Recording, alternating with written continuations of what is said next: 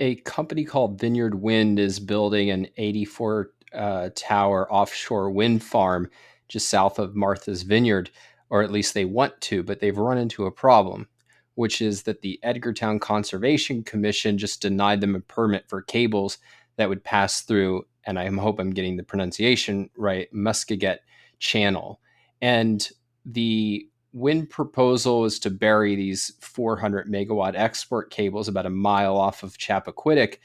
And the commission said that, no, you can't do that because it's going to disturb marine habitats. And so this is a quote from the commission. After a lengthy hearing and review process, the commission voted to deny the application under the Massachusetts Wetlands Protection Act. The commission found that the applicant, Vineyard Wind, did not submit sufficient information to protect against long-term and short-term adverse effects on the resource area, land under the ocean. The area is critical for the protection of marine fisheries, land containing shellfish, storm damage prevention, flood control, and protection of wildlife habitat. And what is so surprising, I guess, is like this is the same sort of thing that happens every single day to anybody who wants to engage in any fossil fuel project or any development project as such. And so, I mean, one implication here is I don't think that this is going to be unique. I mean, the idea that we're going to just create a wind and solar economy, like part of that is based on a delusion that it will be affordable to use unreliable fuels, but it's also based in the delusion that these projects are green, but they have these massive, massive impacts. And so if you really did get an attempt to scale them, they're going to run into the same environmental policies that fossil fuels do. And I say this not as like a gotcha, though, I mean, it's, there is that element to it. But I mean, I actually find this scary because it illustrates that these, green policies are not just anti-fossil fuels, but I mean, they're anti-development, including anti-any energy. And to the extent that would prevent us from scaling up any reliable fuel source, as we've spoken of, they already are in a different way with nuclear, it puts us in a very vulnerable position. And I think that should be something that's quite worrisome. Yeah, I agree with that. I think just in the context of understanding, and I think of it as our existing energy system is really an amazing achievement. And it's hard to even come up with analogies because I don't know of anything else that's really on that scale. But if you were to just think of something like our our even our like our smartphone production system, like you think of the smartphone production system, which of course totally depends on the energy system that we have, but if you just sort of took that in isolation and you thought, okay, well, this is producing so many smartphones for so many people with high degree of reliability, like how did this come about?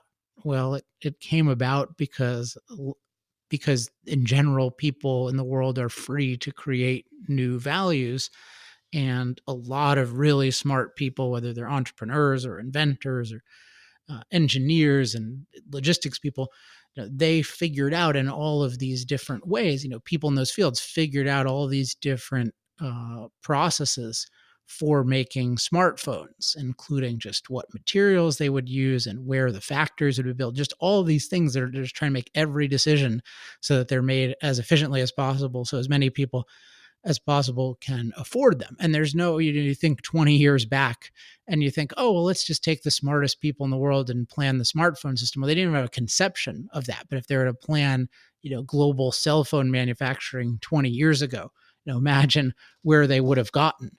And then you think, and then imagine it wasn't the smartest people, it was the people who would be demanding the power. So it's like the Ocasio-Cortez types. And then imagine it wasn't just that, but they were insisting on doing it with technologies that had never worked at all. Like they said, we're going to make all the phones out of wood because that's renewable. And like, we'll do it somehow. And there's a guy from Stanford who claims that you can make all the phones out of wood.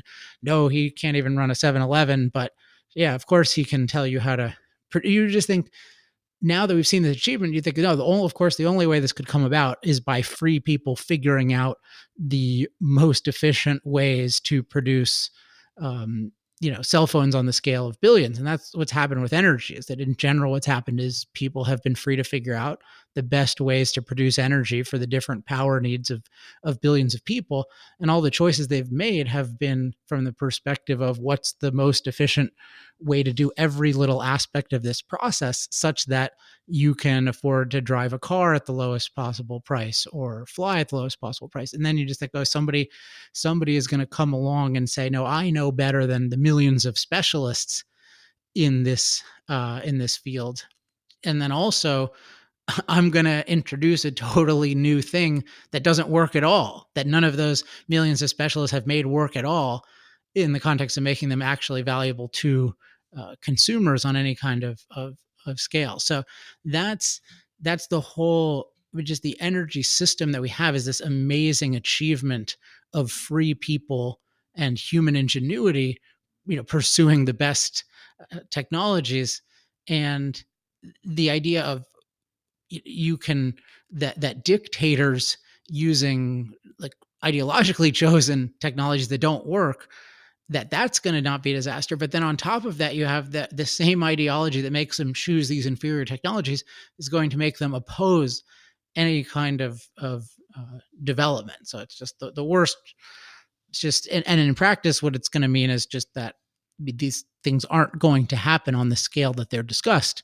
But I think individual places are particularly likely to make bad decisions on this kind of thing. And in practice, just one more thing on this, which is you see these estimates of, oh, this is going to cost this amount of money. I mean, it's really hard to even estimate I use 7-Eleven. Is it like what a 7-Eleven will cost to build? But that's pretty cookie cutter. Maybe the franchises are somewhat decent, but you just think any kind of new construction project, and now you're going to know what these projects that have never really worked on a large scale, what they're going to cost.